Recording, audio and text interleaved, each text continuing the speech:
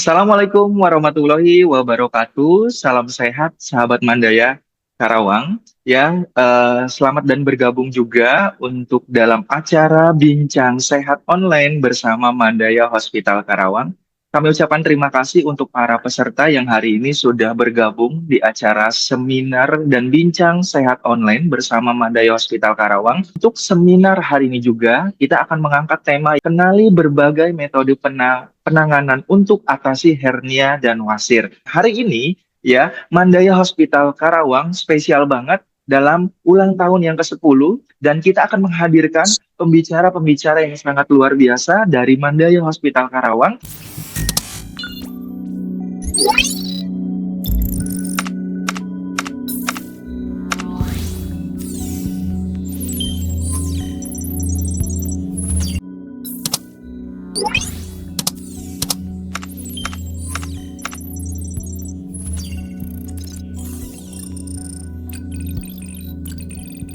Baik, dan pastinya untuk Mandaya Hospital Karawang juga memiliki layanan bedah di G-Strip, merupakan salah satu layanan unggulan Mandaya Hospital Karawang, dan pastinya Mandaya Hospital Karawang juga memiliki 5 dokter bedah dan 2 konsultan yang ada di Mandaya Hospital Karawang. Ada sambutan dari Kepala Divisi Marketing Mandaya Hospital Karawang, yaitu Dr. Wahyu, yang hari ini akan memberikan informasi tentang fasilitas apa aja dan apa saja sih yang ada di Mandaya Hospital Karawang. Baik, terima kasih. Silakan untuk Dr. Wahyu juga sudah hadir. Bagaimana kabarnya untuk Dr. Wahyu? Nah, baik, terima kasih Pak Wahyu. Baik ya. Oke, silakan untuk dokter. Bincang Sehat Online ini bertujuan untuk memberikan pemahaman dan pengetahuan tentang berbagai metode penanganan dan atasi hernia dan wasir, sehingga diharapkan dapat memberikan solusi pada anak dan dewasa agar penanganan minimal invasif supaya lebih cepat pulih dan minimal rasa nyeri yang timbul. Kemudian saya mengajak seluruh peserta acara Bincang Sehat Online ini untuk mengikuti acara dengan penuh minat, semangat, dan empati. Dan tentunya kita akan menyediakan reward voucher-voucher hadiah yang telah tadi disebutkan oleh MC. Dan saya juga mengajak kepada seluruh peserta untuk saling berbagi dan mendukung satu sama lain dalam menghadapi situasi yang sulit ini. Saya berharap ini berjalan dengan baik, aman, dan bermutu bagi kita semua. Demikian sambutan dari kami. Mohon maaf jika ada hal-hal yang kurang berkenan nanti di saat proses pelaksanaan ini. Semoga Tuhan Yang Maha Esa selalu memberikan rahmat dan perlindungan bagi kita semua. Amin. Nah, untuk lebih jelasnya mungkin saya akan tampilkan terkait dengan company profile dari Rumah Sakit Mandaya Hospital Karawang. Jadi lokasi Mandaya Hospital Karawang itu aksesnya dekat dengan jalan tol, keluar jalan tol di Karawang Barat, di Jalan Arteri Tol Karawang Barat di Teluk Jambe Karawang. Adapun layanan unggulan dari Rumah Sakit Mandaya Hospital Karawang, kita mempunyai beberapa layanan unggulan, antara lain Trauma Recovery Center, di mana Trauma Recovery Center ini kita mempunyai dokter-dokter bedah yang tentunya para pakar-pakarnya di situ, dan kita juga bekerja sama dengan BPJSTK, jadi tidak usah khawatir terkait kalau bisa ada kecelakaan yang akan di-cover oleh BPJSTK, kita akan menerima juga. Kemudian kita ada layanan ortopedik dan movement center. Kemudian kita juga adalah layanan terkait dengan children clinic dan women's health clinic. Dan untuk tim dokter bedah umum dan digestif, kita punya pakar-pakarnya, ada Dr. Eka Putri Maulani, spesialis bedah, kemudian Dr. Sabul Bahri, dia spesialis bedah, dan Dr. Haji Wuri, spesialis bedah, subspesialis pediatrik. Jadi beliau adalah konsulen. Jadi yang akan tampil di hari ini untuk Bincang Sehat Online sekarang ini. Kemudian Dr. Yan Ardianto, spesialis bedah, spesialis bedah digestif, beliau juga konsulen juga yang akan tampil di dalam acara bincang sehat online siang hari ini. Kemudian ada Dr. Erwin, spesialis bedah. Juga kita ada punya tim dokter trauma center, yaitu ada Dr. Andri Wiguna, spesialis ortopedi, Mars, dan kebetulan beliau adalah Direktur Utama Rumah Sakit Mandaya Hospital Karawang. Kemudian ada Dr. Andri Sarifur Alam, spesialis ortoped, Mars. Beliau adalah direktur juga di RSUD di daerah Karawang. Kemudian ada Dr. Bayu Antari Hadi, spesialis ortopedi. Kemudian ada Dr. Samrul Bari, spesialis bedah. Dan didukung oleh Dr. Edwin, Dr. Andre Wijaya, Dr. Faizunur, dan Dr. Ucu, dan Dr. Sabur sebagai ahli anestesi. Dan kita juga punya tim dokter trauma center yang terdiri dari Dr. Happy Chandrawaskita, spesialis ortopedi, subspesialis hip and knee sebagai konsulen juga. Kemudian kita juga mempunyai Dr. Andri Sarifur Alam, spesialis ortopedi. Kemudian Dr. Yan Ardianto juga. Kemudian ada Dr. Andreas, dan kita juga punya Dr. Gigi Ronald, spesialis bedah subspesialis TMF. Kemudian Dr. Erizal, spesialis anestesi. Kita juga punya Dr. Setijo, spesialis KFR. Kemudian juga Dr. Yuswandi, spesialis THTKL. Dan Dr. Rizky Herda, spesialis urologi. Kita ada tim dokter ortopedi, kita ada Dr. Andri, Dr. Bayu, Dr. Andri, dan Dr. Happy Chandra Waskita, kemudian Dr. Erizal, Dr. Setijo, dan Dr. Sabur, dan Dr. Ucu, dan Dr. Davi Muhammad, spesialis gizi klinik.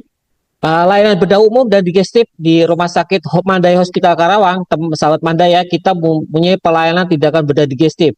Bisa menangani masalah batu empedu, hernia, gangguan pada usus atau radang usus, usus buntu, divertikulus, penyakit Crohn, dan kolitis ulceratif. Kemudian kita juga bisa melayani tindakan bedah digestif terkait dengan tumor, kanker, cedera, dan perdarahan pada saluran cerna. Kita juga bisa melayani juga mengenai artroskopi, di mana dilayani di Trauma Recovery Center. Kita melayani penindakan artroskopi, di mana artroskopi adalah prosedur pembedahan minimal invasif untuk permasalahan sendi. Jadi teman-teman sahabat Mandaya yang punya masalah dengan sendi, tidak usah ragu-ragu datang ke Rumah Sakit Mandaya Hospital Karawang untuk konsultasi ke dokter bedah kami untuk apakah itu perlu dilakukan artroskopi atau tidak. Kemudian ada pun kelebihan artroskopi apa? Jadi artroskopi ini mempunyai kelebihannya adalah satu, sayatan dan bekas lukanya lebih kecil.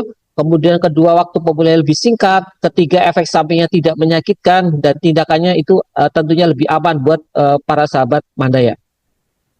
Nah, kemudian juga di Rumah Sakit Mandaya Hospital Karawang kita juga ada tindakan pembedahan nih, sahabat Mandaya yang menderita varises nih. Kita varises bisa disembuhkan dengan metode EFLA. Nah, EFLA ini merupakan endovenous laser ablation dengan sebuah metode pada penanganan varises dengan memanfaatkan teknologi laser untuk memulihkan kondisi pembuluh darah vena yang mengalami pembengkakan sehingga dapat meminimalisir tindakan invasi bedah. Itu ditangani oleh Dr. Irwan Harpen, merupakan spesialis jantung pembuluh darah konsulen, dan Dr. Alexander, spesialis jantung pembuluh darah. Nah, kita di dalam Trauma Recovery Center kita punya layanan IGD nih, sahabat Mandaya, dan ambulan. Kita memberikan gratis penjemputan pasien rawat inap dengan radius 15 km dengan peralatan yang lengkap mini ICU. Jadi kita mau punya ambulan yang benar-benar kompatibel ya untuk pengangkutan pasien, karena sudah dilengkapi dengan peralatan hampir mirip dengan ICU. Nah, kita ini sahabat Mandaya, kalau misalnya datang ke Rumah Sakit Mandaya Hospital Karawang, kita punya kamar yang lux ya, seperti mungkin di hotel kelas lux. Jadi kita punya namanya room President Suite Room dengan price 2.200.500. Kita punya layanan seperti ini, ada bed, pasien, dan meja makan, dispenser, dan ruang makan, dan sofa set tamu, dan makan penunggu pasien. Nah, ini seperti ini ruangannya, sangat kompatibel, sangat nyaman. Mudah-mudahan bisa menyenangkan buat ketika pasien dirawat di President Suite. Nah, kita juga ada yang sesuatu yang baru juga di Mandaya Hospital Karawang, yaitu roomnya itu adalah room Junior Suite Room. Jadi ini dengan harga sekitar 1.600.000 per hari dengan fasilitas ranjang pendamping, sofa, smart TV, microwave, dan bed pasien elektrik. Kemudian kita ada punya room deluxe ya, sahabat Mandaya, room deluxe ini satu tingkat di bawah VIP, tapi satu tingkat di atas kelas 1 dengan harga 800.000. Jadi itu lihat sahabat Mandaya, itu ruangannya bednya cuma satu per ruangan dengan adanya sofa dan kamar tempat duduk penunggu. Kemudian kita punya fasilitas kelas 1 dan kelas 2 dan kelas 3, tentunya ini jauh lebih nyaman daripada dibandingkan mungkin dengan rumah sakit yang lainnya. Sehingga mudah-mudahan dengan ruangan yang lebih nyaman, penyembuhannya juga pasien menjadi lebih cepat. Ini kita juga punya fasilitas ICU dan HCU, dan kita punya fasilitas medical fitness dan rehabilitation center, di mana rehabilitasi medik itu kita mempunyai kayak kolam renang dengan terapis yang dilakukan oleh rehabilitasi medik, dan itu mungkin satu-satunya yang kita yang punya di Karawang ini yang punya fasilitas kolam renang di outdoor ya, seperti itu. Ini dengan hidroterapi ya seperti ini, dan kita punya tim klinik tumbuh kembang itu didukung oleh dokter-dokter spesialis anak, ada Dr. Novian Muntolalu dan Dr. Yosiana Liska dan Dr. Irma Laila.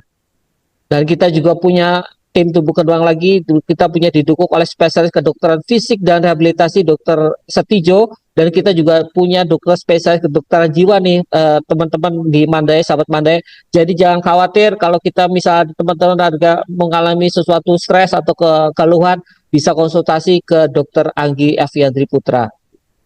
Ini adalah tampilan tentang klinik tumbuh kembang di Rumah Sakit Sahabat Mandaya. Ya, ini punya playgroundnya di Rumah Sakit Mandaya Hospital Karawang. Ya, ini cukup nyaman, membuat mungkin anak-anak ketika masuk ke rumah sakit merasa itu tidak berada di rumah sakit. Semoga ini bisa menyenangkan buat mereka dan mempercepat penyembuhan mereka. Ini adalah tim dokter kebidanan dan kandungan.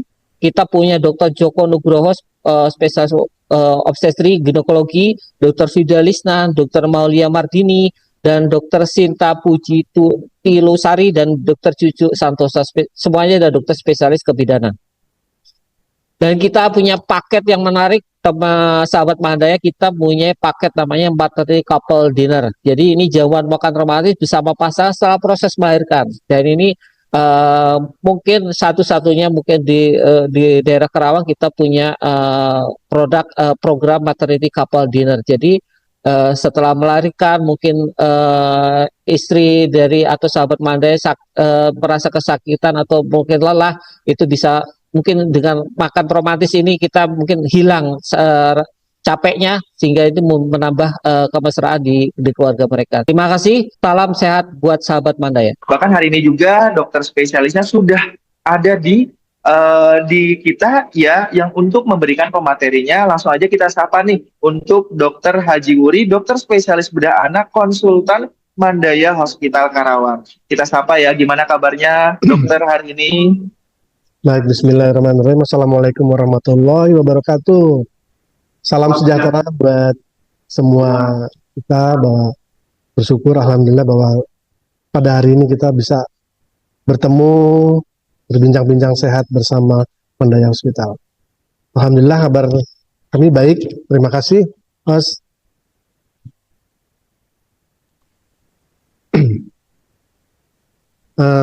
Langsung.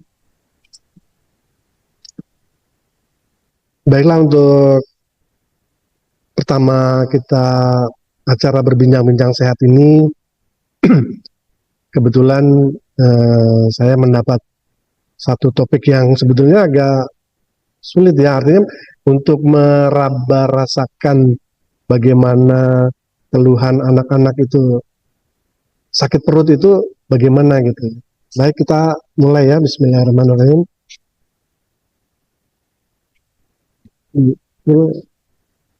Kedengeran suaranya ya saya?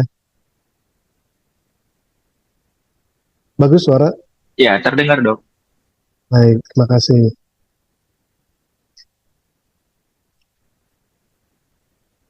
Jadi kita sebagai orang tua ataupun keluarga, kita paling tidak kalau ada anak yang mengeluh sakit perut itu, kita harus sedikit aware atau mewaspadai lah. Jadi kenapa anak itu sakit gitu, karena agak sulit untuk mendiagnosis anak-anak itu sebenarnya sakitnya seperti apa, sakit perut terutama ya, sakitnya itu apakah memang suatu keadaan kondisi yang cukup berbahaya atau hanya sakit-sakit yang biasa gitu.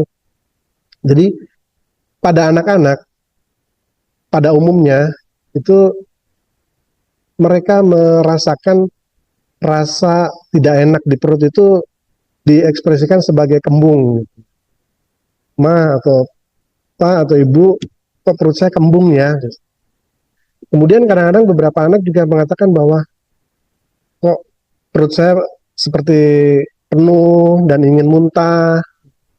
Kemudian juga ada eh, beberapa yang mengatakan bahwa, ma aduh perut saya kok melilit ya, seperti mules, kemudian nanti hilang, nanti beberapa jam atau beberapa saat kemudian sakit lagi nih ma, melilit gitu ya. Itu ada. Kemudian yang terakhir juga ada yang mungkin sudah cukup besar sehingga ini mah seperti rasa ditusuk-tusuk di sini di perut saya gitu. Jadi keluhan sakit perut itu memang kita harus bisa memperinterpretasikan ataupun mengerti sebetulnya apa yang dirasa pada anak itu. Baik, perasaan kembung itu seperti apa sih? Jadi kalau anak itu merasa perutnya tuh penuh, seperti ada angin, nggak enak, itu sebetulnya pergerakan dari usus atau kita istilah kedokteran itu peristaltik. Jadi pergerakan usus dari arah mulut bergerak terus dicerna, diabsorpsi makanan segala macam sampai sisa ke usus besar, kemudian BAB atau PEP lah kita kepada anak-anak ya. Nah itu bergerak, itu peristaltik namanya. Nah pada suatu keadaan kondisi yang kembung, maka perut itu dirasa seperti mules gitu, karena banyak udara yang terkumpul di satu segmen usus ataupun lingkaran-lingkaran usus itu yang pergerakannya lambat. Jadi kita katakan secara kedokterannya itu paralitik atau peristaltiknya menurun. Nah ini bisa disebabkan banyak hal, bisa karena gangguan cairan, mungkin karena intake minumnya kurang, atau banyak kebetulan ada muntah sehingga intake-nya kurang, ataupun gangguan elektrolit dan vitamin-vitamin tertentu. Juga bisa aja ada suatu infeksi dari kuman yang toksinnya itu atau kuman-kuman dari mikroba itu akan mengganggu pergerakan dari usus itu sendiri. Sementara kalau rasa mual dan rasa ingin muntah itu karena yang tadi pergerakan ususnya berkurang, cairan, udara, ataupun sisa makanan yang di dalam satu loop usus itu terkumpul sehingga tidak mau bergerak ke bawah atau pergerakannya lambat. Nah, pada saat itu kalau anak itu kita paksa ayo makan gitu, padahal anak sudah merasa nggak enak nih, ma perutnya begah, kembung. Karena kalau diisi lagi makanan ataupun minuman, maka seperti akan muntah karena penuh gitu ya. Karena pergerakan ataupun gangguan peristaltik tadi di bagian bawah distal itu terhambat. Bisa juga anak itu mengeluh rasa perut seperti melilit atau seperti di urut-urut di dalam gitu, nggak enak. Nah ini justru kalau ini berkebalikan dari yang tadi pergerakan ususnya itu melambat, kalau ini dirasakan justru pergerakan yang berlebihan. Jadi peristaltiknya yang berlebihan sehingga usus itu seperti rasa di urut ataupun melilit. Nah, kenapa bisa begitu? Biasanya disebabkan karena satu segmen loop usus itu ada yang menghambat ataupun ada benda yang cukup menyumbat satu lumen ataupun lubang usus di dalamnya itu yang mengganggu pergerakannya, sehingga si otot-otot dari usus itu berusaha untuk mendorong benda tersebut lebih ke distal ataupun ke bawah sehingga pergerakannya akan kembali lancar. Nah ini dirasakan pada anak itu seperti melilit ya. Nah kenapa hilang timbul? Itu sesuai dengan pergerakan waktu peristaltik dia kontraksi, usus itu spastik, maka dirasakan mules. Kemudian waktu dia dilatasi, usus itu istirahat, tidak bergerak lagi, maka hilang, rasa melilitnya akan hilang. Jadi dikatakan hilang timbul. Nah, ini sering dikeluhkan pada anak ya gitu. Lu perutnya seperti melilit nih, nanti hilang, nanti enak lagi, nanti sakit lagi, demikian. Kemudian mungkin pada anak-anak yang sudah lebih besar, sudah bisa mengekspresikan, menunjukkan suatu tempat, rumah nih seperti perut saya ditusuk-tusuk nih gitu, rasanya di sebelah sini, di atas, di bawah, di samping, atau itu biasanya kalau sudah ada suatu peradangan pada daerah dinding usus. Nah, dinding usus itu bisa peradangan itu dari luar, mungkin ada bisul, ada apa yang kelihatan dari luar, ataupun dari proses dari dalam rongga perutnya itu sendiri. Misalnya ada infeksi di perutnya yang kemudian kalau kita dari bahasa klinisnya adalah bocor atau perforasi, maka cairan dari lumen usus dari dalam lubang itu dia akan keluar sehingga merangsang dinding dari abdomen ataupun perut bagian dalam. Nah, ini dirasa sakitnya itu tajam dan bisa anak itu menunjuk ke satu titik tertentu karena disitulah penyebabnya yang membuat rangsangan sakit di peritoneum ya. Itu rasanya seperti ditusuk-tusuk. Nah, bagaimana kita kemudian dokter ataupun mungkin kita awam keluarga juga menilai, wah ini sakitnya apakah baru gejala atau memang udah sakit beneran? Nah, itu di kedokteran sekarang kita bisa menilai dengan skor. Jadi skor penilaian itu gradasi nyerinya itu bisa 1 sampai 10. Cukup range-nya itu cukup panjang 1 sampai 10. Nah, tentunya makin tinggi skornya berarti skala nyeri pada anak tersebut ataupun penderita tersebut atau pasien tersebut tentunya akan lebih berat. Nah, kenapa bisa lebih tinggi skornya? Nah, ini disebabkan bisa karena kondisi-kondisi penyakitnya sudah berlanjut ataupun sudah menimbulkan uh, komplikasi gitu ya. Jadi skor kalau masih skor 1, 2 masih nilainya masih cuman nggak enak aja nih mah, cuman rasa kembung aja, cuman rasa begah aja gitu. Jadi si anak belum merasakan suatu sakit yang cukup bermakna. Tapi kalau udah skornya 4, 5 bahkan lebih, mungkin anak itu sudah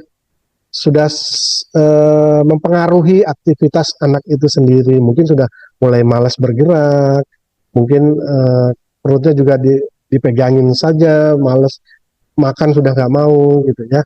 Jadi makin tinggi skornya tentunya akan makin kompleks kelainannya ataupun mungkin sudah terjadi komplikasi penyakit yang cukup serius pada anak tersebut.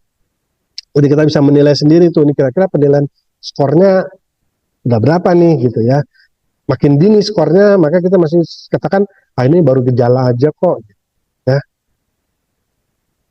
Nah, selain anak itu mengatakan sakit nih mah di perut nggak nyaman gitu ya, nggak nyaman lah, mau kembung melilit atau seterusnya, biasanya ada juga keluhan-keluhan tambahan ataupun kalau kita di kedokteran tanda dan gejala gitu ya. Jadi tandanya itu keluhan, kemudian gejala kita observasi, kita melihat secara klinisnya gejalanya. Jadi biasanya suatu penyakit itu disertai keluhan dan juga gejala pada badan itu sendiri bagaimana. Nah, biasanya pada penyakit-penyakit yang cukup serius, sakit perut ini juga ada keluhan tambahan.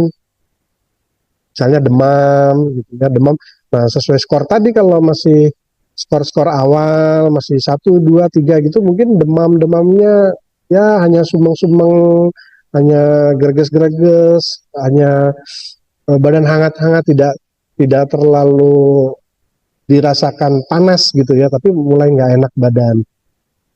Atau mungkin juga ada keluhan lain, misalnya anak itu muntah ataupun diare, BAB-nya jadi lebih sering, atau konsistensi dari fesesnya kotorannya itu menjadi lebih cair, atau bahkan juga dikeluhkan, dok nih anak saya udah 2-3 hari nggak BAB, jadi bisa jadi sembelit. Nah, itu adalah keluhan-keluhan tambahan yang biasanya menyertai kelainan-kelainan atau penyakit pada perut dari seorang anak, ya. Jadi ada keluhan-keluhan tambahan. Nah, ini kita harus mewaspadai keluhan-keluhan seperti itu. Nah, lalu bagaimana kita respon kita sebagai orang tua atau sebagai awam lah gitu ya. Wah, ini ada keluhan nih anak saya ataupun keluarga yang masih anak-anak kok sakit perut, kembung. Jadi apa yang harus kita lakukan ya? Kita harus cermati dulu. Kita tanyakan kalau masih bisa, sudah bisa berbicara, sudah bisa komunikasi ya. Kalau belum komunikasi ya kita bisa melihat mungkin mimik anak tersebut, kita tunjukkan sejak kapan nak sakitnya itu bagaimana rasanya, apa sakit sekali atau nanti hilang, nanti timbul. Nah, jadi kita sambil kita bertanya, sambil kita mengamati, kita juga melihat mimik wajah. Biasa pada anak-anak itu kalau dia menunjukkan yang mana sih yang sakit, tunjukin, misalnya oh di bagian atas di sini, bagian bawah di sini. Nah, itu biasanya mereka akan mengekspresikan secara mimik muka tuh, kalau kita tekan sedikit dia akan memberikan mimik yang khas gitu, misalnya sakit, aduh mah gitu, atau dia biasa-biasa aja. Nah, itu kita bisa menilai kira-kira sudah separah apa gitu. Kemudian kalau kita amati juga kalau ada muntah misalnya. Nah, muntah ini bagaimana nih, muntah hanya benar-benar muntah yang menyembur atau hanya gumoh. Kadang-kadang kalau anak kecil atau bayi gitu, oh ini gumoh aja, cuma keluar apa meleleh, keluar susu gitu. Nah, beda dengan muntah. Kalau yang kita katakan muntah itu dia biasanya menyembur atau menyemprot gitu ya, langsung gitu keluar. Nah, itu kita bisa lihat itu muntahannya itu, kita bisa amati ini yang dimuntahkan apa. Apakah susu atau makanan minuman yang baru dia konsumsi, baru dimasukkan kemudian muntah, atau memang sudah habis kemudian sampai keluar yang kuning, yang hijau, nah atau bahkan darah. Nah, itu bisa memprediksi atau memperkirakan kira-kira penyakitnya apa bagi seorang dokter yang sudah pengalaman klinis lah, kira-kira oh muntah seperti ini nih, sakitnya ini.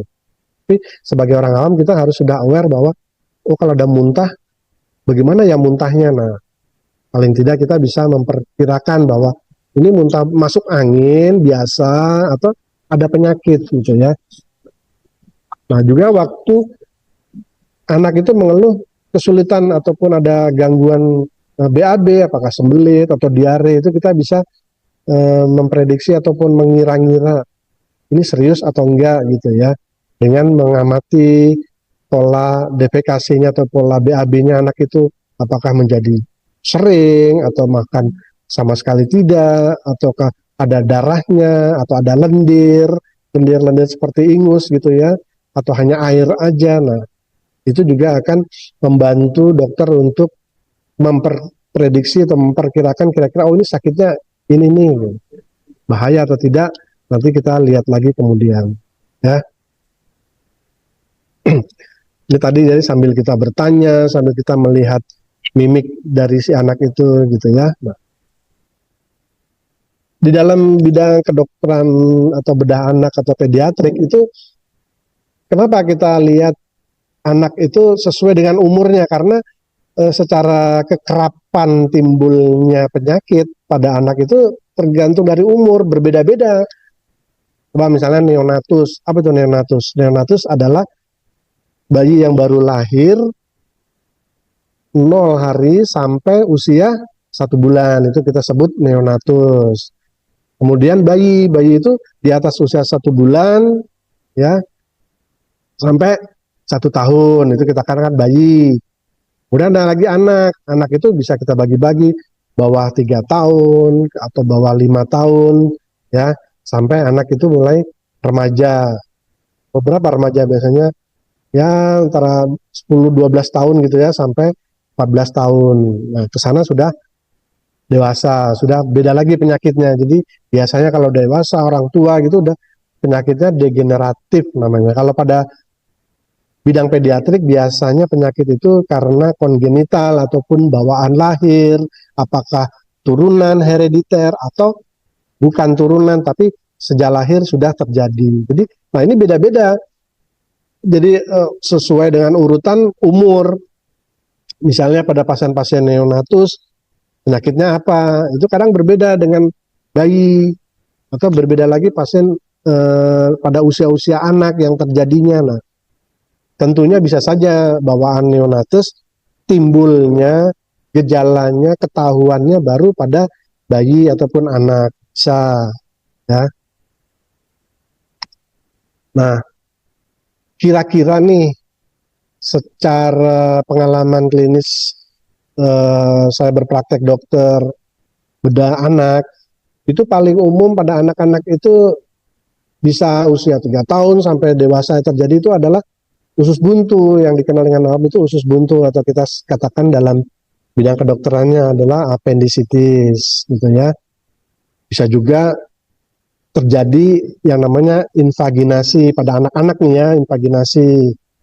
Nah, apa itu invaginasi ya? Usus bagian atas ataupun dari mulut itu lebih masuk ke dalam lumen bagian distal. Walaupun ini jarang, biasa pada umur-umur 6 bulan sampai umur setahun itu kalau BAB-nya berdarah kita curiga satu invaginasi. Bisa juga volvulus. Jadi tadi yang keluhannya, aduh perut saya melilit atau sakit, mules sekali yang tidak tertahankan. Nah itu kita curiga ada satu usus yang terpuntir ataupun volvulus. Nah selain penyakit ini yang paling sering juga kita temui adalah hernia, atau awam mengenalnya dengan oh ini turun bero gitu ya. Kadang-kadang keluarga tuh katakan, dok anak saya kan perempuan, masih bayi, kok bisa turun bero? Bukan turun bero itu pada laki-laki. Nah ternyata hernia ataupun turun bero itu bisa terjadi pada laki-laki dan perempuan. Bisa terjadi dari bawaan anak-anak, bisa juga terjadi pada kondisi yang sudah usia dewasa ataupun orang tua. Nah nanti kita akan bincang-bincang lagi tentang hernia oleh dokter Yan. Jadi saya hanya mengilustrasikan bahwa beberapa penyakit pada pediatri yang paling umum tadi usus buntu, mungkin hernia, mungkin usus yang terpuntir. Ada juga kelainan yang dikatakan megakolon, atau kita istilah dari klinis kedokteran itu adalah Hirschsprung. Nah, ini biasanya bawaan yang bisa diketahui oleh saat bayi ataupun sudah anak-anak baru ketahuan, itu anak saya udah sering sembelit. Selalu kalau ke dokter dikasih mikrolak, ntar seminggu baru BAB, kasih mikrolak, baru bisa lagi BAB. Nah, kita curiga ada satu penyakit yang dikatakan Hirschsprung atau awam taunya megakolon. Nanti kita bicarakan kemudian lah ya. Sekarang kita untuk ilustrasi sedikit tentang mungkin bertanya-tanya yang umum gitu ya. Kita kan sering dok anak saya didiagnosis oleh dokter usus buntu. Tadi kan kita sudah lihat iklannya bahwa ada, dan cukup sering gitu ya orang didiagnosis sebagai usus buntu. Apa sih usus buntu itu? Nah, karena ini cukup sering juga pada anak-anak, sedikit saya ingin berbagi apa sih yang dikatakan usus buntu, atau dikatakan orang awam itu, atau kita di kedokteran ya dokter adalah appendicitis ya. Ini sepintas saja kita mengenal apa itu appendicitis ataupun usus buntu. Jadi usus buntu atau appendicitis adalah suatu radang ataupun inflamasi yang terjadi pada jaringan yang kita katakan jaringan itu namanya appendix ya. Dari buku-buku kedokteran katakan appendix vermiformis atau umbai cacing atau usus buntu. Nah, letaknya di mana? Kalau kita lihat seperti gambar, kira-kira yang banyak berbelit-belit itu adalah usus halus, kemudian yang besar, yang seperti bingkai itu adalah usus besar. Nah, dari usus halus pindah ke usus besar itu ada satu bagian organ kecil gitu ya, usus. Ada yang kita gambarkan bulat itu adalah disitulah letaknya usus buntu. Nah kalau dari posisi kita berdiri ataupun rebahan itu kira-kira di posisi di bagian kanan dari perut bagian bawah. Jadi kalau udel atau pusat itu adalah titik dibagi 4, kanan atas, kiri atas, kanan bawah, kiri bawah. Nah usus buntu itu ada di daerah sekitar pada umumnya, adapun beberapa kelainan ada yang di posisi lain, tapi pada umumnya 99% adalah di posisi kanan bawah. Jadi usus buntu itu apa sih? Gitu. Usus buntu itu, jadi itu suatu percabangan dari usus ke halus ke usus besar. Nah, perbatasan itulah yang kira-kira gambarannya seperti ini ya. Kelihatan jelas ya. Jadi yang kecil itu adalah eh, usus buntu, yang panjang sebelah kanannya itu adalah usus halus, yang sebelah ini usus besar. Nah, disitulah letak usus buntu dan itu di posisinya di kanan bawah. Fungsinya apa sih dok usus buntu itu? Nah, sampai saat ini yang kita ketahui secara ilmiah adalah di situ bahwa tempat terbentuknya antibodi, salah sebagian dari pembentukan hormon-hormon ataupun zat-zat antibodi untuk melawan satu infeksi. Tentunya dari tubuh, dari ujung kepala sampai ujung kaki banyak tempat-tempatnya. Bisa di kelenjar limfe, di kepala, di leher, dan sampai ke kaki. Ada juga di bagian usus kelenjar limfe, ada juga sel darah putih, ada juga dari sumsum tulang. Nah, salah satu organ yang pembentukan zat antibodi adalah usus buntu ini. Untuk fungsi yang lainnya kita memang secara ilmu pengetahuan masih belum banyak yang diketahui. Jadi ini merupakan satu rumah dari kompleks imun antibodi. Ya.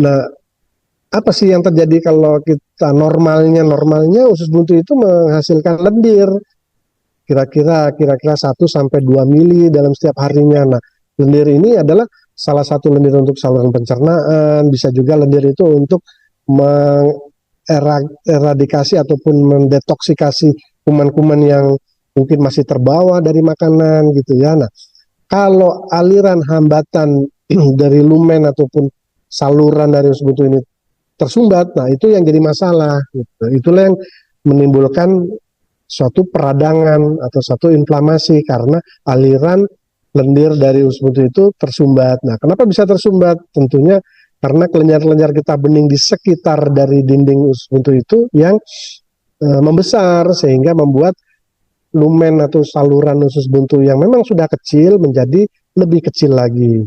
Nah, inilah yang menghambat aliran. Ya, ini kira-kira seperti inilah ya. Nah, jadi orang awam tahunya usus buntu ada saluran yang tersumbat. Iya, betul. Jadi ada aliran tadi saya bilang 1 sampai 2 mili dalam per hari itu mengalir itu kalau terjadi hambatan maka akan membuat suatu infeksi di situ. Nah, kenapa bisa terhambat? Bisa karena pekolit. Pekolit itu ada kotoran ataupun feses yang mengeras dan menyumbat.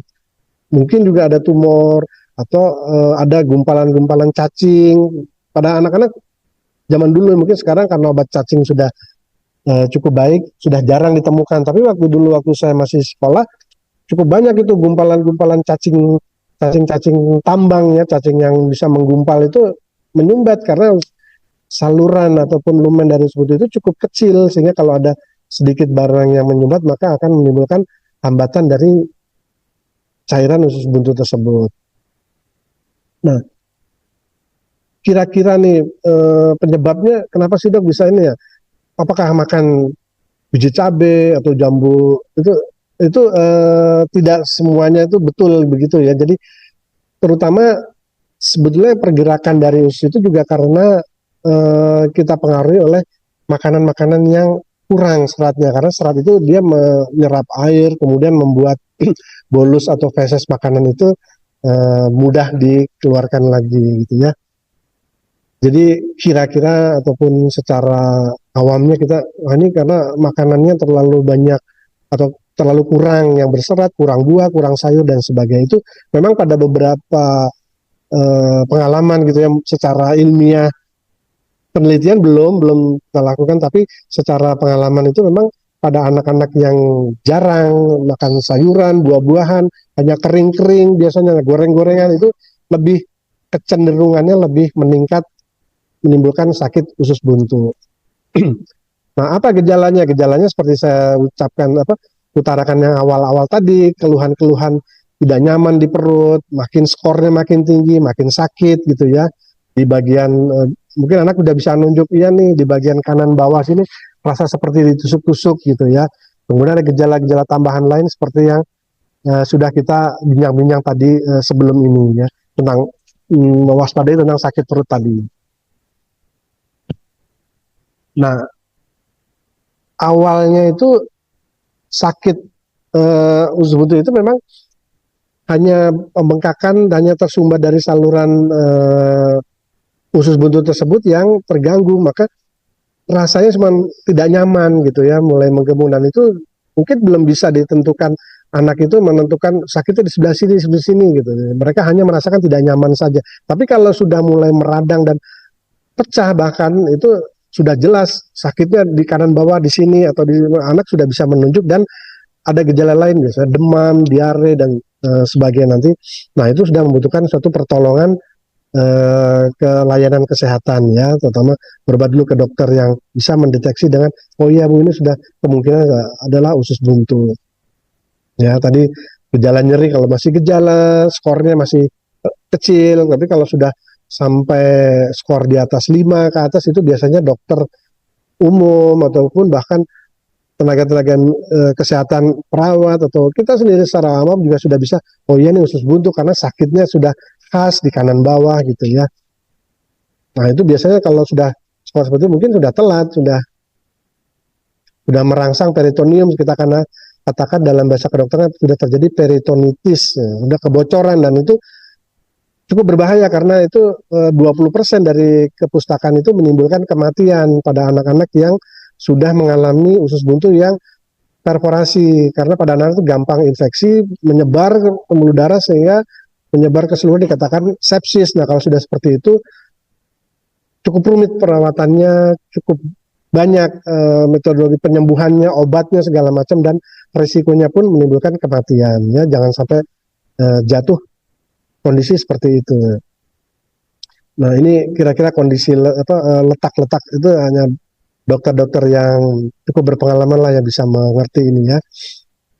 Nah, bagaimana kita mengetahui tadi anamnesis, jadi pengamatan, mengamati anak itu sakit seperti tadi, kemudian gejalanya seperti apa, kemudian dokter itu akan melakukan pemeriksaan fisik, bagaimana kondisi secara umum, juga bagaimana kondisi perutnya, serta periksa-periksa penunjang lainnya.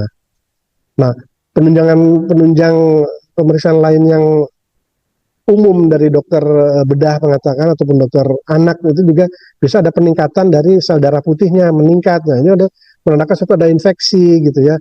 Oh ini anak ibu sudah leukositnya, sel darah putihnya sudah naik, sudah tinggi, sudah di batas ambang satu tanda infeksi gitu ya. Nah kalau dok saya pengen memastikan bahwa benar nih anak saya usus buntu atau baru gejala itu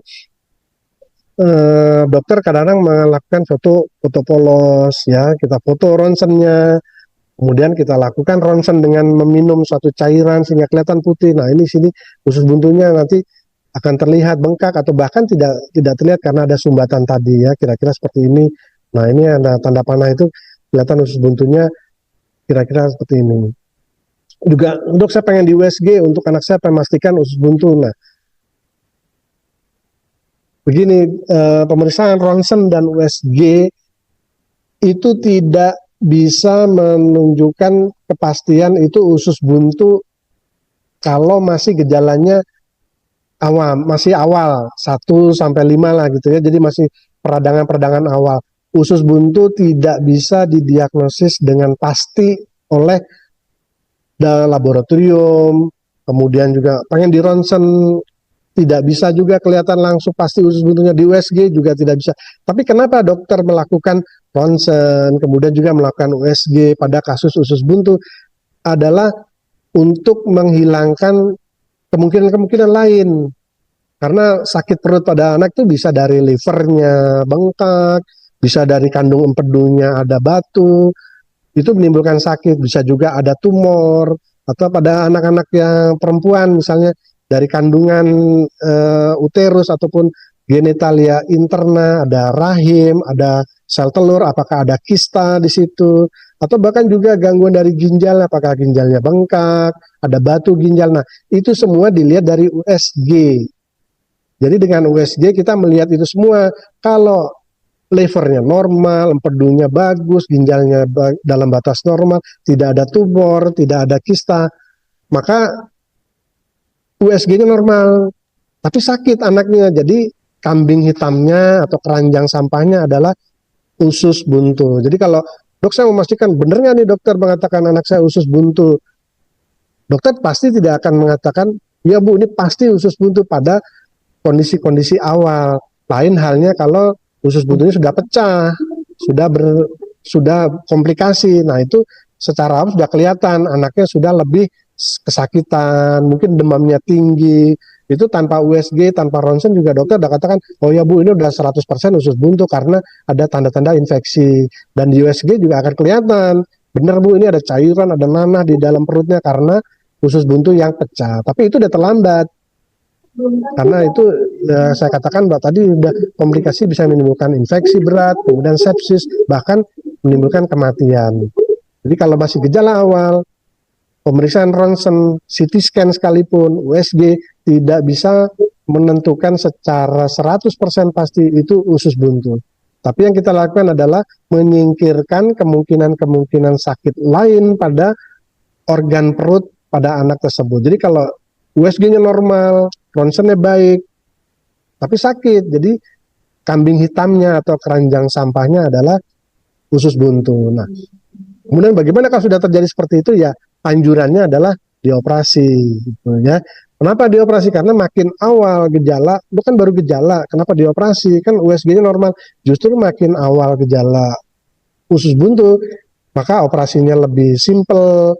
Mungkin nanti dokter Yan bisa menerangkan pakai laparoskopi kita bisa, sehingga operasinya lebih singkat, komplikasi yang terjadi lebih minim, obat yang digunakan juga lebih sedikit, masa perawatan di rumah sakit juga mungkin sehari 2 hari sudah bisa pulang. Lain halnya kalau sudah terjadi perforasi atau pecah dari usus buntunya, maka tadi perawatan lebih lama, obatnya lebih banyak dan sebagainya ya. Nah kemudian ada yang tanya, kalau udah jadi dioperasi apakah bisa menimbulkan kambuhan? Tidak, karena usus buntu adalah usus buntu tadi apendiksnya sudah kita angkat, sudah kita ambil, maka tidak akan menimbulkan residip ataupun kekambuhan ya. Lalu kalau diambil gimana dong nanti fungsi yang lain? Maka sampai saat ini tidak ada laporan ataupun orang yang sudah dilakukan usus buntu dari anak, dewasa, orang tua menimbulkan gangguan menjadi daya tahan tubuh menurun, jadi malas, itu tidak ada. Jadi usus buntu sampai saat ini kita belum mengetahui secara pasti apa fungsinya, sehingga kalau toh diambil tidak menimbulkan gejala efek samping lainnya. Biasanya pada kondisi-kondisi profesi tertentu, misalnya seorang pilot begitu sakit perut, maka dokter langsung menganjurkan operasi. Usus buntu atau bukan usus buntunya biasanya diambil untuk mencegah terjadinya kesakitan pada saat bertugas menjadi pilot tersebut. Jadi baik, demikian mungkin ada sedikit kita berbincang-bincang pada siang ini. Mudah-mudahan bukan mengajari, tapi kita sama-sama belajar dan tercerahkan bahwa sakit perut pada anak itu bisa menimbulkan banyak penyakit, banyak hal, dan salah satu ilustrasinya yang paling sering adalah saya bawakan hanya usus buntu. Mungkin di lain kesempatan kita akan bicara tentang penyakit-penyakit yang lain. Terima kasih. Assalamualaikum warahmatullahi wabarakatuh.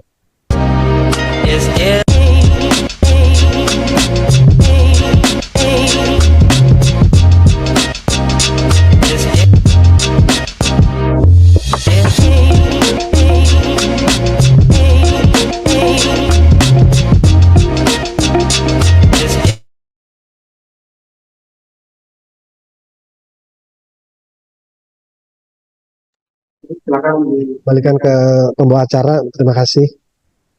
Baik, terima kasih ya untuk Dr. Haji Wuri, dokter spesialis bedah anak, konsultan Mandaya Hospital Karawang ya. Hari ini sudah menyampaikan materi yang sangat luar biasa nih ya dokter ya.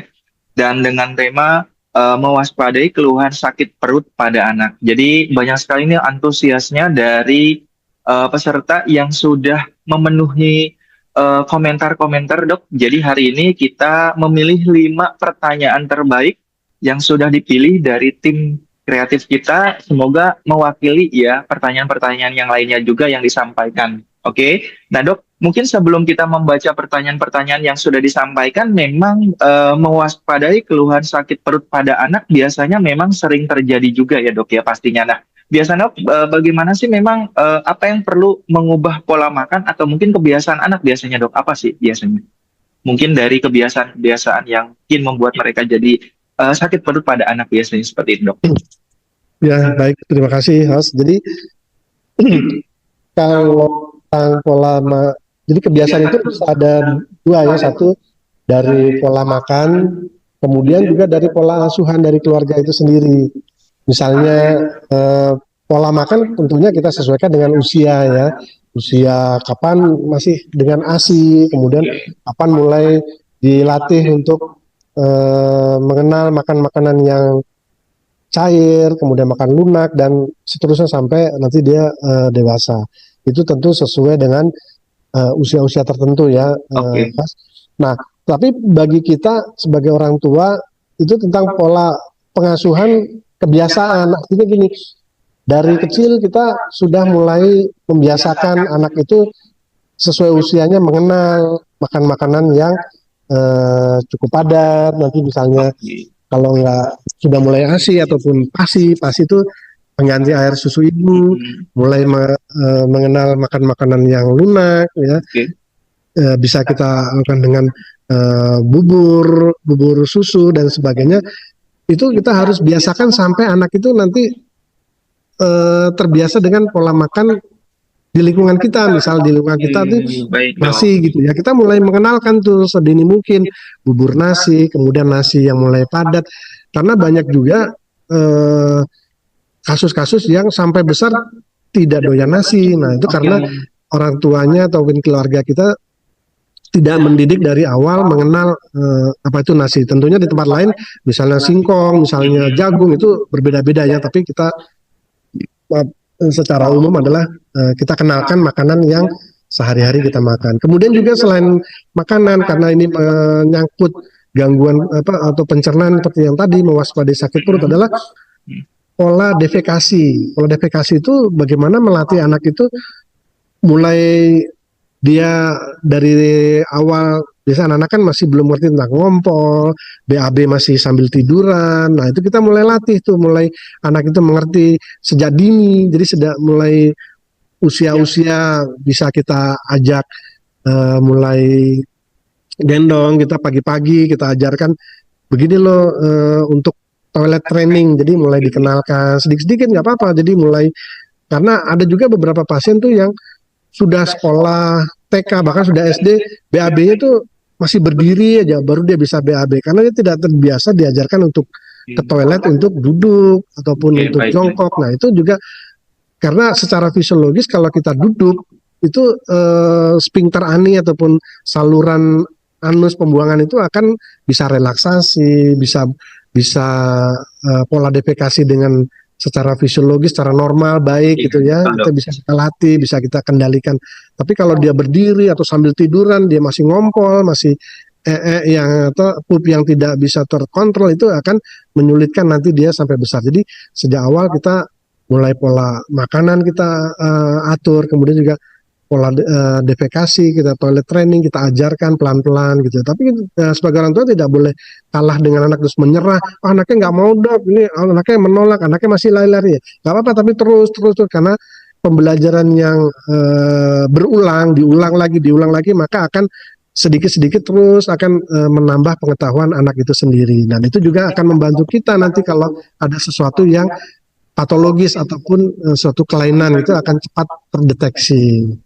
Jadi memang kebiasaan-kebiasaan itu memang harus dikenalkan sejak dini juga ya dok, entah itu dari mungkin makanan ataupun mungkin dari kegiatan yang memang supaya mereka nanti pas pertumbuhan sudah lebih mengenal lagi tentang yang sudah diajarkan sebelumnya, seperti itu ya dok ya. Betul. Oke, betul baik dok, kita langsung aja nih, beberapa pertanyaan sudah masuk membanjiri kolom chat dok. Jadi kita pilih 5 pertanyaan yang terbaik yang sudah dipilih. Ya, silakan. Jadi pertanyaan pertama di sini dari Agustri ya, pertanyaannya, izin bertanya dok, mengapa banyak rumah sakit masih memilih bedah terbuka untuk anak-anak meski MIS terbukti lebih aman dan cepat sembuh? Itu pertanyaan pertama. Lalu yang ada panjang nih dok ya, bagaimana kita dapat memastikan bahwa alat MIS yang lebih kecil cukup efektif untuk anak-anak dengan organ yang sangat kecil? Lalu apakah biaya pelatihan dan teknologi MIS sebanding dengan manfaat dalam perawatan anak-anak? Ini satu pertanyaan tapi ada banyak nih ya dok ya. Mungkin bisa dijawab satu persatu. Ya mungkin banyak yang awam juga nih, MIS itu apa juga dok? Kita juga mungkin di luar sana ya sahabat Mandaya belum tahu. Nanti bisa dijelaskan langsung oleh dokter Wurinya. Silakan dok. Baik, terima kasih atas pertanyaannya bahwa MIS itu minimal invasive surgery gitu ya. Jadi melakukan tindakan invasif itu suatu tindakan yang melakukan biasanya tindakan kalau kita bedah mengatakan satu pisau. Nah ini minimal, jadi pisaunya itu minimal kecil gitu ya. Invasive surgery itu tindakan bedah, jadi minimal invasive surgery. Nah pada kasus-kasus anak, terutama yang bayi, kalau kita katakan bayi itu masih di bawah setahun, itu memang tindakan-tindakan MIS ini masih agak sulit.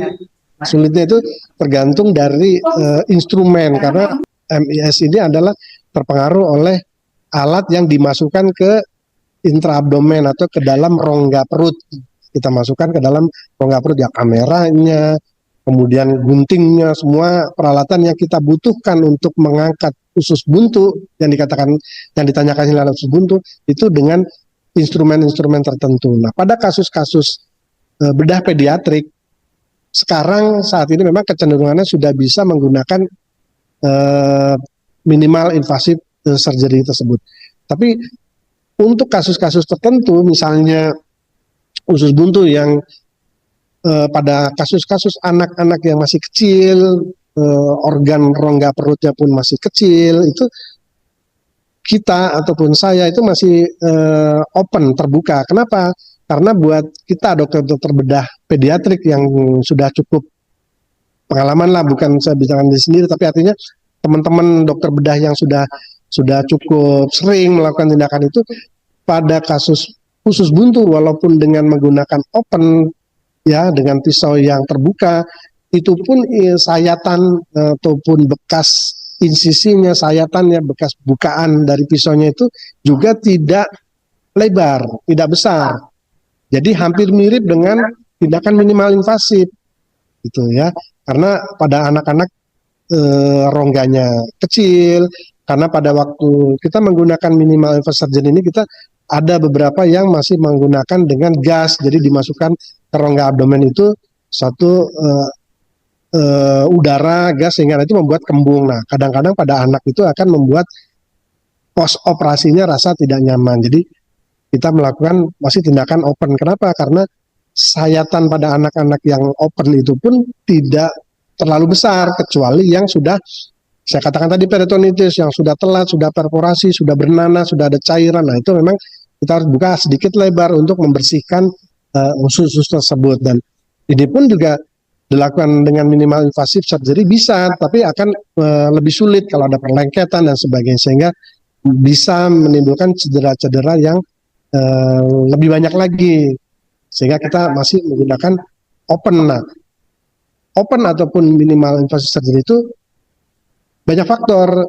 Salah satu tadi yang sudah saya sebutkan. Nah, faktor yang kedua adalah tadi yang ditanyakan poin kedua ya, bahwa pembiayaan mungkin ya, artinya sampai saat ini ada mungkin kalau kita asuransinya BPJS ya, BPJS itu ada yang bisa kita tanggung dari BPJS, ada juga yang tidak, misalnya menggunakan satu alat-alat tertentu yang mungkin BPJS belum menanggung, ataupun mungkin BPJS sudah menanggung tapi terbatas dan sebagainya. Jadi penggunaan MIS ini akan sangat bermanfaat kalau nanti tindakannya kita lebih ke arah melihat rongga perut secara keseluruhan. Tapi kalau hanya untuk usus buntu ataupun appendicitis, kita masih beberapa teman-teman dokter bedah itu menggunakan pembukaan secara open. Kenapa? Karena insisinya pun cukup kecil, kita tidak membutuhkan melihat rongga perut secara keseluruhan, sehingga tidak membutuhkan kamera yang dimasukkan ke rongga abdomen. Ini pertanyaan keduanya apa lagi tadi? Oke. Ya, memang tetap harus diobservasi dulu ya, Dok ya, tentang Betul. bagaimana mungkin nanti si anak tersebut memiliki keluhan-keluhan yang memang Iya, dirasa seperti itu.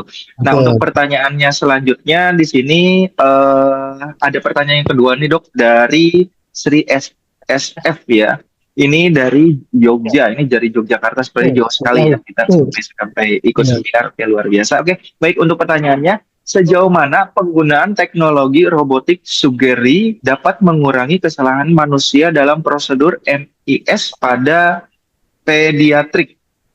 Lalu, apakah prosedur MIS dapat memberikan hasil jangka panjang yang setara dengan pembedahan terbuka pada kondisi pediatrik yang kompleks?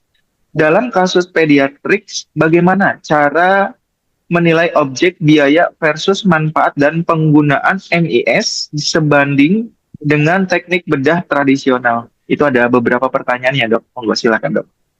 Baik, ya, terima kasih. Ini jauh juga dari Jogja ya, tapi Dari Jogja, Dok. terima Jauh kasih. sekali nih ya. Terima Kalau kasih. penggunaan dengan robotik itu kan dengan mungkin kalau robotik itu ya, gambaran kita adalah yang mengerjakan melakukan insisi kemudian memasukkan instrumen ke rongga perut itu bukan kita ya, jadi robotik lah.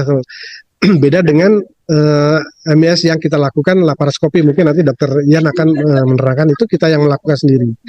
Kalau untuk robotik kita terus terang belum banyak pengalaman ya, hanya beberapa kali dilakukan di harapan kita dari Surabaya itu juga pernah, tapi itu pun bukan kasus-kasus pediatrik ya.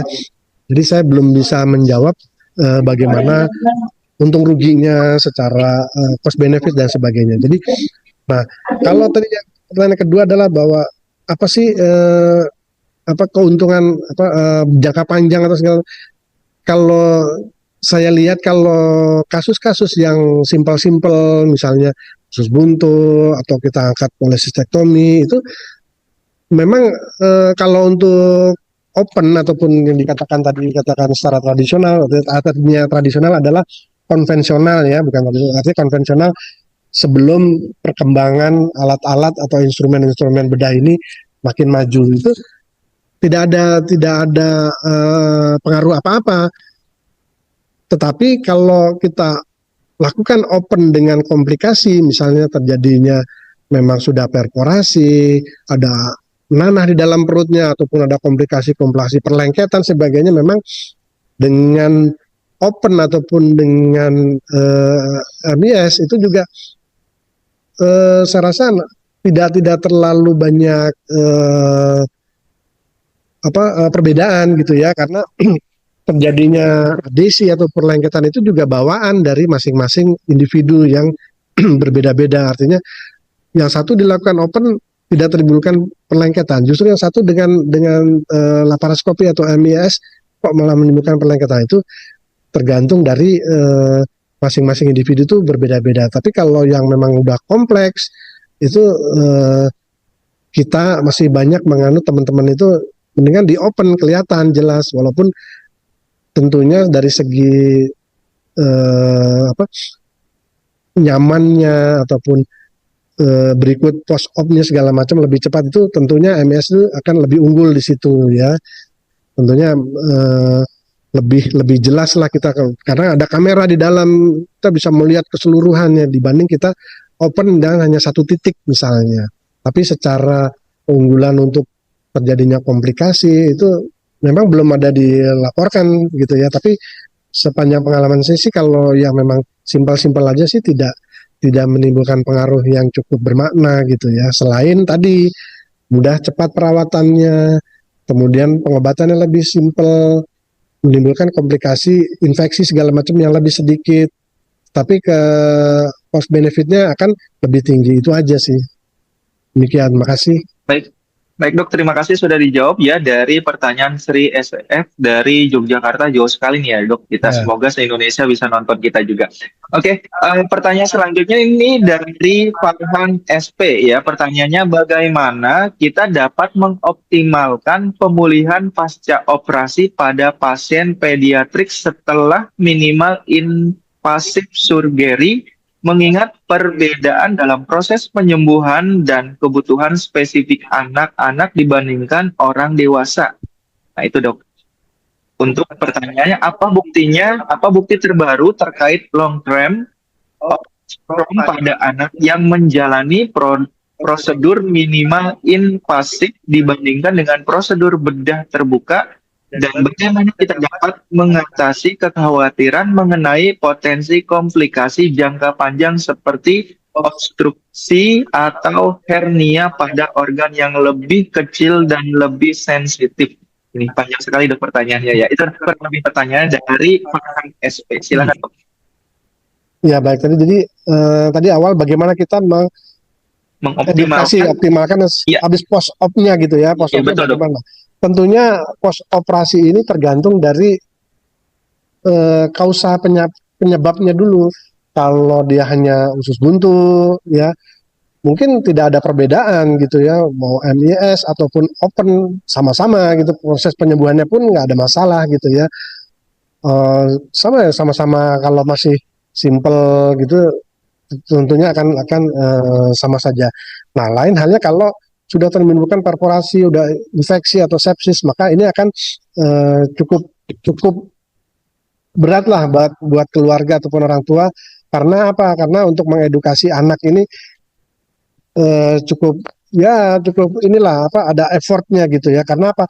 Karena pada kasus-kasus bedah walaupun minimal invasif ataupun apalagi yang open ya tentunya usus ataupun organ abdomen yang terbuka itu untuk dia recovery itu biasanya 24 sampai 24 jam pertama ataupun 2 kali 24 jam itu usus itu masih mengalami malas bergerak gitu ya. Itu bisa juga disebabkan karena penyakitnya, bisa juga karena proses anestesinya itu sendiri sehingga nah pada kondisi-kondisi yang pergerakan atau peristaltik usus itu belum optimal, memang kita menganjurkan untuk orang tua ataupun keluarga itu dipuasakan dulu. Kenapa? Karena makanan yang masuk ke dalam lumen usus, kalau pergerakan usus itu masih belum baik, maka akan menimbulkan muntah. Sementara muntah itu sendiri, kalau anaknya juga belum benar-benar sadar, benar-benar bisa batuk, bisa muntah dengan baik, maka yang kita takutkan adalah aspirasi ataupun cairan muntahan itu masuk ke dalam paru-paru. Tapi apakah ada perbedaan bermana antara MIS dengan yang open? Saya katakan tadi kalau tindakannya hanya simpel-simpel aja tidak akan terjadi perbedaan apa-apa gitu. Sama-sama sehari bisa pulang. Open pun kalau dia simpel-simpel aja juga sehari 2 hari juga bisa pulang. Obatnya nih minimal, obatnya tentu sama-sama antibiotik dan pemberian anti nyeri pun sama gitu ya. Kemudian kalau yang hernia, ya hernia juga sama. Cuman memang kalau dengan minimal invasif 1 kali tindakan kita bisa melihat tuh umumnya itu hernia pada anak-anak itu adalah hernia inguinal ataupun di lipat paha ataupun di kantong kemaluan. Nah, kantong kemaluan ataupun lipat paha ada 2, sebelah kiri dan sebelah kanan gitu ya. Dan hernia pada pediatrik itu bisa terjadi di kiri saja atau di kanan saja atau bahkan kedua-duanya. Dan secara statistik, secara keilmuan memang ilmiah kalau yang kiri terjadi biasanya yang kanan pun akan mengikut terjadi lagi. Nah kalau tindakan open kita dua-dua nih kanan kiri kita harus melakukan sayatan ataupun bekas operasi itu di kanan dibuka, udah melakukan tindakan repair perbaikan yang kanan, nah yang kiri kita buka lagi, kita lakukan tindakan yang sama perbaikan repair yang kiri. Jadi ada 2 kali sayatan. Nah kalau dengan MS ini hanya 1 sayatan aja bisa mencakup kanan dan kiri kalau terjadi 2 hernia. Jadi keunggulannya hanya itu. Selebihnya yang lain bekas sayatannya kecil, ini hampir sama pada dokter bedah yang sudah cukup berpengalaman, maka sayatan open pun akan kecil, hampir sama dengan tindakan yang MIS gitu. Demikian. Kemudian nanti terakhir tadi apa? Belakangannya dia bertanyakan apa? Biaya apa?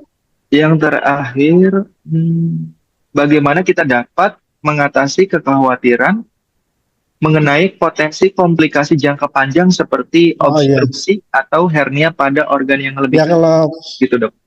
terjadinya komplikasi, memang ada komplikasi itu ada yang bisa kita prediksi, artinya kita bisa memperkirakan nih, bukan meramal ya, memperkirakan, oh kalau tindakannya seperti ini nanti akan bisa terjadi seperti itu gitu ya. Artinya misalnya kalau kita buka operasi dengan open, kemudian ada nanah, ada perdarahan, ada banyak ya, kita bisa memperkirakan biasanya terjadi perlengketan, maka akan terjadi yang katakan dokter itu ilius karena perlengketan, karena sumbatan, karena segala macam itu akibat komplikasi, atau terjadi herniasi, bekas sayatannya menonjol, usus ataupun organ intraabdomen yang lain bisa keluar atau menonjol dari bekas sayatan, itu bisa.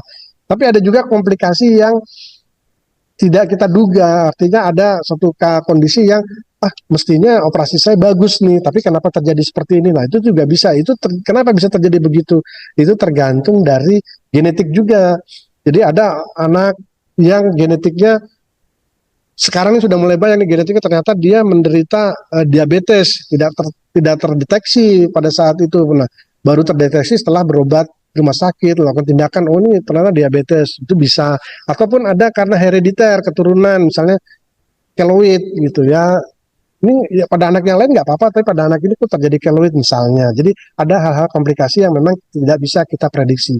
Nah, pada komplikasi yang bisa kita lakukan prediksi, memang kita berusaha untuk meminimalisasi kondisi itu. Misalnya terjadi perlengketan, ya kita berusaha untuk tindakan operasinya tidak terlalu banyak damage atau banyak kerusakan yang terjadi, banyak perdarahan dan sebagainya. Itu bisa kita meminimalisasi. Tapi kalau sudah terjadi bagaimana, Dok?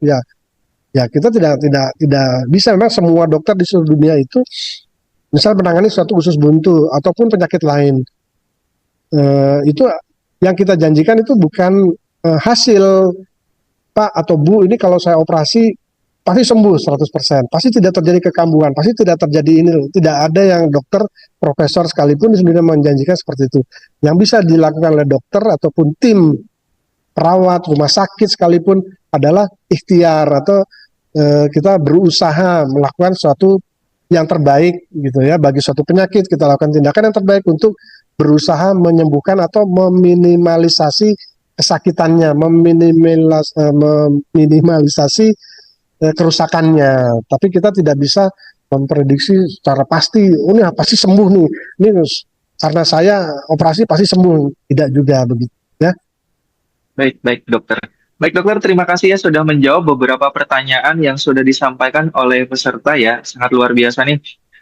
Peserta begitu antusias, dan karena memang keterbatasan waktu, Dok, mungkin tadi pertanyaan terakhir juga, kami ucapkan juga terima kasih untuk Dokter Wuri ya, hari ini sudah menyempatkan bisa bincang sehat online bersama Mandaya Hospital Karawang. Kita ucapkan sekali lagi terima kasih ya sudah menyampaikan jadi pemateri pertama, dan semoga bermanfaat untuk peserta bincang sehat online bersama Mandaya Hospital Karawang hari ini.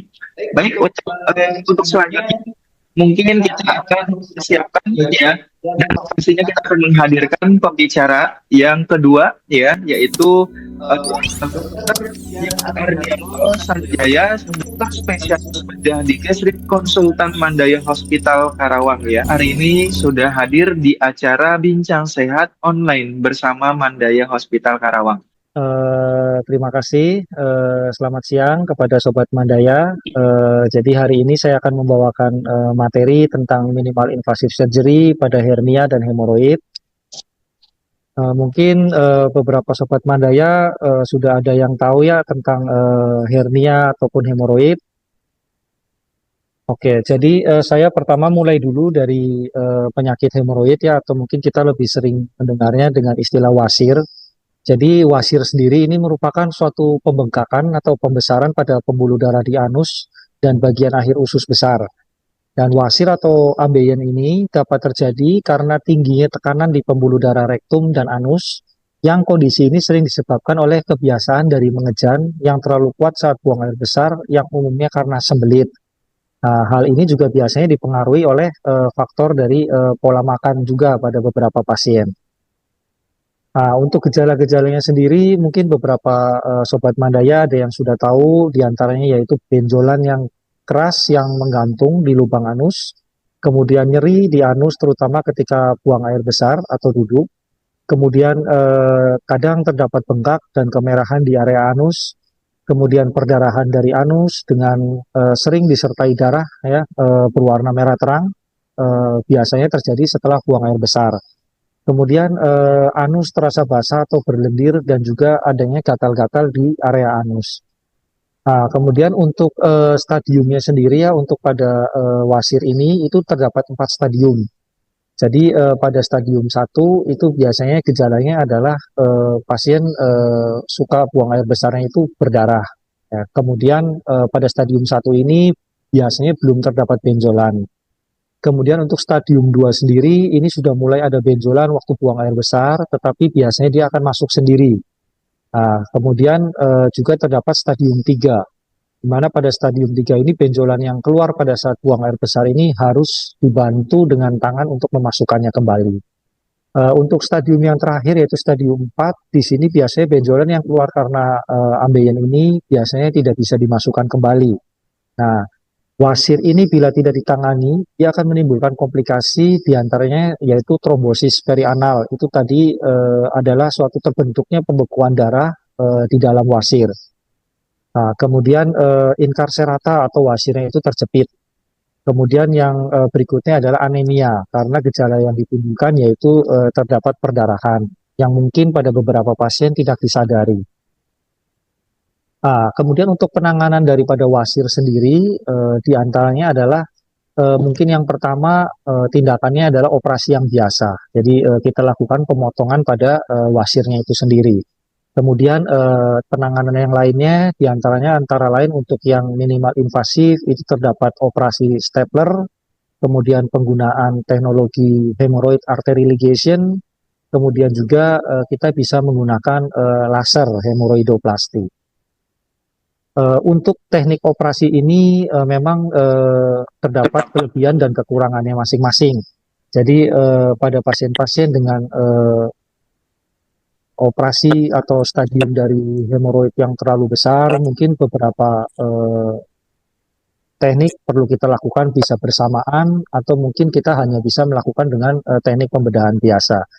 Tapi untuk teknik-teknik yang lain, kemudian laser hemoroidoplasti, kemudian stapler ataupun HALRAR ya atau hemorrhoid artery ligation ini cukup membantu pasien dalam hal penyembuhan luka, kemudian komplikasi operasi ataupun resiko perdarahan yang ditimbulkan setelah operasi hemoroid itu sendiri.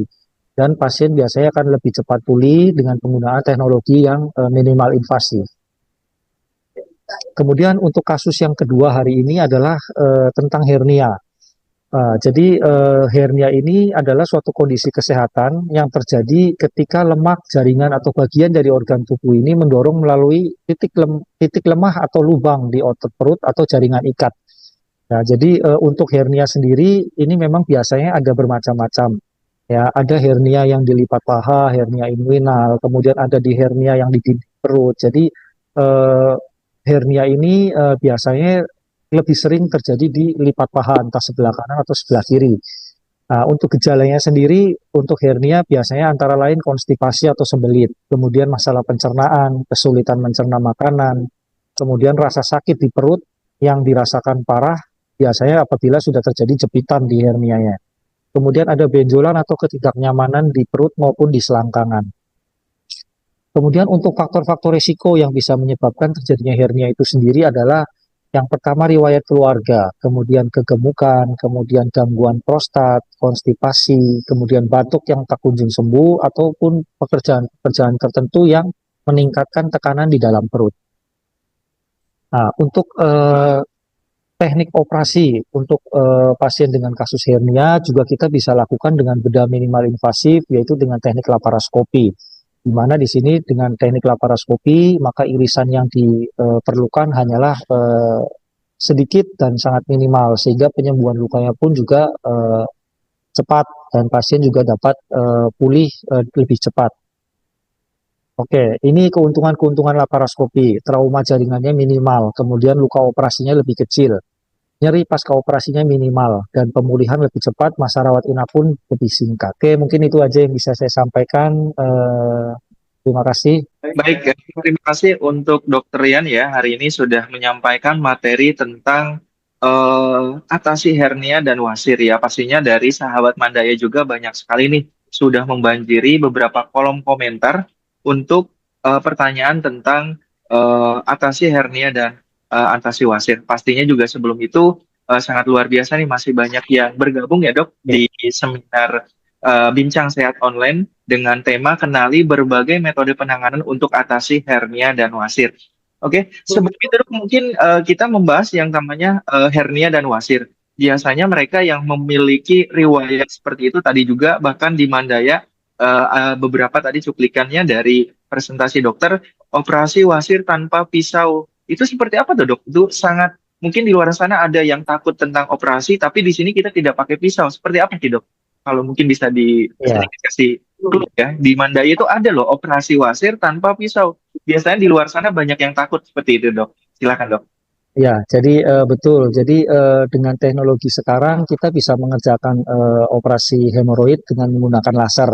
Jadi sangat cepat, kemudian lebih minimal perdarahan dan perawatan luka operasinya pun jadi lebih mudah karena kita tidak menggunakan pisau ataupun jahitan. Ya, jadi teknologi daripada laser hemoroidoplasti ini memang sangat membantu dan kita dapat menggunakan laser hemoroid ini untuk stadium 1 maupun sampai stadium 4. Jadi dengan teknik laser ini memang sekarang kita sudah tidak menggunakan pisau. Jadi keren banget ya, Dok. Jadi memang mungkin yang masih takut dengan operasi, wasir, ataupun operasi yang lainnya, mungkin di Mandaya, terutama untuk wasir, sudah diganti metodenya dengan tanpa pisau juga itu ya. Jadi untuk sahabat Mandaya mungkin di luar sana yang punya gejala-gejala wasir, stadium 1, 2, ataupun mungkin 3 dan 4, nah bisa konsultasi ya dengan dokter Yan juga bisa di Mandaya langsung. Dok, kalau memang operasi, memang langsung operasi di stadium 4, apakah memang dioperasi di stadium 1 juga bisa atau seperti apa gitu, Dok? Ya, jadi biasanya untuk pasien-pasien dengan hemoroid yang stadium awal, biasanya akan kita anjurkan untuk melakukan perubahan dulu untuk pola makan dan pola buang air besarnya. Tapi jika dengan perubahan pola makan dan buang air besar memang dirasa tidak membantu, maka memang kita sarankan untuk dilakukan tindakan operasi. Oke, baik untuk kita jawab pertanyaan sudah banyak nih ya, Dok. Ya, Kita jawab pertanyaan pertama terlebih dahulu, yaitu dari Farahia ya. Dari Farahia ini bertanya, Dok, ya. Ini banyak sekali ya dok yang kita sebutkan satu persatu. Pertanyaan, apakah prosedur minimal invasif untuk hemoroid seperti laser atau stapler lebih efektif dan cepat sembuh dok dibandingkan dengan prosedur operasi tradisional seperti hemoroidektomi terbuka seperti itu dok pertanyaannya. Terus apakah minimal invasif surgery untuk hemoroid dapat mengurangi rasa sakit pasca operasi? Jika iya, seberapa signifikan ya pengurangan rasa sakitnya dibandingkan dengan metode konvensionalnya? Seperti itu pertanyaan pertama. Silakan dok. ya. Baik, jadi memang untuk penggunaan stapler ataupun penggunaan laser memang jauh signifikan ya untuk mengurangi rasa nyeri maupun komplikasi pasca operasi, terutama rawat inapnya jadi lebih singkat. Untuk pemulihan juga memang akan lebih cepat karena penggunaan laser ataupun penggunaan teknik stapler ini dia menyebabkan luka operasi itu jauh lebih minimal dibandingkan jika kita menggunakan teknologi atau teknik hemoroidektomi biasa, di mana kita harus memotong hemoroidnya dan kemudian kita harus menjahitnya. Kemudian untuk resiko perdarahan dan lain-lain memang dengan penggunaan stapler dan laser ini komplikasi perdarahan akan jauh berkurang ya, dan bahkan dengan penggunaan laser atau stapler ini jarang sekali terdapat perdarahan. Sehingga otomatis memang untuk pemulihannya sendiri akan lebih cepat dan biasanya 1-2 hari itu pasien sudah bisa pulang. Dan di rumah pun perawatan lukanya akan jauh lebih simpel dibandingkan jika kita melakukan teknik open hemoroidektomi biasa. Jadi memang lebih cepat proses penyembuhannya juga Ya, ya, Dok, ya. betul. Nah, itu jadi untuk pertanyaan dari Farahia ya. Nah, untuk pertanyaan selanjutnya ini dari Idris Januar. Ya, dari Idris Januar, selamat sore dokter. Saya ingin bertanya mengenai beberapa hal. banyak nih, udah beberapa hal ya, Dok. Nah, apakah fistula ani bisa kambuh setelah operasi? Ya, apa bedanya antara fistula ani dan wasir? Oke. Pertanyaannya, apakah hernia bisa disebabkan oleh faktor ergonomi pada orang dewasa? Itu, Dok, pertanyaannya. Jadi mungkin yang kita sebut karena saat ini kita bahas tentang yang namanya wasir, jadi kita ingin tahu nih fistula dan wasir itu apa bedanya ya, Dok? Nanti setelah itu bisa dijawab, fistula bisa kambuh setelah operasi atau tidak. Seperti itu, Dok. Silakan. Ya, jadi untuk fistula ani sendiri itu adalah adanya saluran antara kulit dengan bagian dalam dari anus. Ya, jadi biasanya gejalanya adalah terdapat luka di pinggir anus, di mana pada fistula ini cairan di dalam anus itu, cairan di dalam rektum atau di dalam anus itu dia bisa keluar lewat kulit. Ya, kemudian untuk fistula sendiri dia biasanya terjadi karena komplikasi daripada abses itu sendiri yang terjadi di samping anus. Nah, jadi bedanya sangat jelas dibandingkan dengan wasir. Kalau wasir adalah karena pembengkakan dari pembuluh darah di sekitar anus, sedangkan karena fistula ini adalah saluran yang terbentuk karena adanya infeksi atau abses yang pecah yang menimbulkan saluran antara kulit dengan bagian dalam anus. Ya, jadi kemudian untuk operasinya sendiri, mungkin kebetulan ini ada yang menanyakan. Jadi untuk fistula sendiri pun kita bisa kerjakan dengan teknologi laser. Ya, jadi kita bisa menutup saluran fistulanya itu dengan laser. Nah, apakah fistula ani ini memang sering kambuh? Betul. Jadi memang angka kekambuhan daripada fistula sendiri memang sebenarnya cukup tinggi. Ya. Kemudian untuk teknik operasinya dengan penggunaan teknologi yang sekarang kita bisa menggunakan laser dibandingkan dengan teknik yang lama, yaitu dengan fistulotomi ataupun fistulektomi, di mana kita menggunakan pisau untuk mengiris saluran yang ada di sekitar anus itu sampai mendekati anus, dan itu pasti lukanya akan sangat panjang dan sangat lebar. Nah, dengan adanya teknologi laser ini, fistula pun kita bisa kerjakan dengan minimal invasif. Jadi untuk sahabat Mandaya antara fistula ani dan wasir itu memang berbeda sekali ya, Dok, Ya. dan penanganannya juga berbeda. Nah, untuk mereka yang mungkin sudah kena fistula ani, apakah mereka juga bisa kemungkinan kena wasir atau memang sebaliknya, Dok? Jadi memang kalau untuk itu terpisah ya. Jadi untuk wasir dan untuk fistula memang suatu penyakit yang berbeda, dan memang faktor pencetusnya juga berbeda. Ya, diantaranya memang kalau untuk fistula sendiri biasanya terjadi karena infeksi. Ya, infeksi di pinggir anus biasanya diawali dengan adanya nanah atau abses yang nanti dia pecah, kemudian terjadi berulang. Dengan penanganan abses perianal ataupun penanganan nanah ini yang tidak tepat ya, atau mungkin kurang bersih dan lain-lain, maka eh, abses ini dia bisa berulang kemudian sembuh, nanti pecah lagi, nanti sembuh. Nah, dengan sering berulangnya kejadian ini dia akan menimbulkan suatu rongga atau saluran yang lama-lama dia akan masuk ke dalam anus. Sehingga saluran ini dia akan menghubungkan antara kulit dengan bagian dalam anus, sehingga lukanya itu akan sering basah karena ada cairan dari dalam anus yang keluar lewat kulit di samping anus. Oke. Tiba saatnya di pengunjung eh, akhir acara. Saya ucapkan terima kasih sekali ya kepada hari ini yang sudah berpartisipasi, pembicara maupun peserta yang sudah hadir di acara seminar ataupun bincang sehat online bersama Mandaya Hospital Karawang. Dan pastinya kita akan memberikan yang terbaik dari Mandaya Hospital Karawang, dan yang pastinya juga untuk informasi lebih lanjut mengenai informasi Mandaya bisa langsung datang ke Mandaya Hospital Karawang ataupun bisa hubungi pihak Instagram dari sosial digital kita. Baik, mohon maaf atas segala kekurangan dan semoga hari ini mendapatkan manfaat sebesar-besarnya di acara selanjutnya, dan saya sebagai yang memandu acara hari ini mengucapkan terima kasih banyak kepada semua pihak yang sudah berpartisipasi di acara kegiatan Bincang Sehat Online bersama Mandaya Hospital Karawang. Saya ucapkan terima kasih sekali. Assalamualaikum warahmatullahi wabarakatuh.